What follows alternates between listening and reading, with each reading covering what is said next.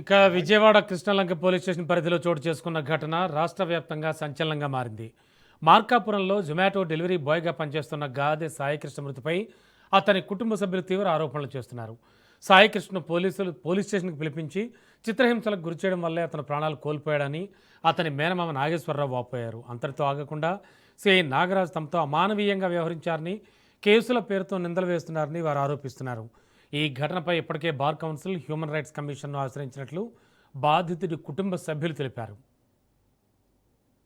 మా చెల్లి గాదే విజయలక్ష్మి ఇంటికి వచ్చి నీ కొడుకేడి వాయిదాలకు రావట్లేదని అడిగి తల్లిని తీసుకెళ్లి తల్లి దగ్గర ఫోన్ లాక్కెళ్లి ఫోన్ తీసుకుని ఆ ఫోన్ తో ట్యాప్ చేసి ఎక్కడో జూమోటోలో మార్కాపురంలో బతుకుతున్నోని తర్వాత రోజు తీసుకెళ్లి అరెస్ట్ చేసి తీసుకొచ్చి చిత్రహింసలు చేసి పోలీస్ స్టేషన్ లో చంపిన మాట వాస్తవం అండి. జరిగిన వాస్తవం ఇది. ఎందుకు మీరు చంపారనంటే నీ కుర్రోడికి దండేసుకో, ఫోటో తీసుకొచ్చి పెట్టుకో అని చెప్పి నానా మాటలు మాట్లాడాడు. భయం వేసి పిల్ల ఈ చెల్లి ఇంకో చెల్లి అడ్వకేట్ అండి, ఆవిడ దగ్గరికి వెళ్ళి అడగ్గా ఆవిడ వచ్చి అడిగితే ఆవిడకి కూడా సరిగా సమాధానం చెప్పలేదు. అప్పుడు బార్ కౌన్సిల్కి వెళ్ళి బార్ కౌన్సిల్ ద్వారా మేము కేసు పెట్టి ప్లస్ హ్యూమన్ రైట్స్కి వెళ్ళి హ్యూమన్ రైట్స్ వారి ద్వారా కూడా వెళ్ళి ఎక్కడున్నాడు ఏంటి ఎక్కడ అరెస్ట్ చేశారంటే మార్కాపురంలో. అంటే ఈ కమిటీని 9 మందిని తీసుకెళ్లి మార్కాపురంలో ఎంక్వైరీ చేస్తే అరెస్ట్ అనేది జరిగిన మాట వాస్తవం అన్నారండి. అరెస్ట్ అనేది వాళ్ళు కూడా నిర్ధారించిన తర్వాత వచ్చిన తర్వాత మేము మళ్ళీ వెళ్ళితే సమాధానం చెప్పని ఎడల మేము హ్యూమన్ రైట్స్కి వెళ్ళి హ్యూమన్ రైట్స్ ద్వారా we have file the AVS corporation in the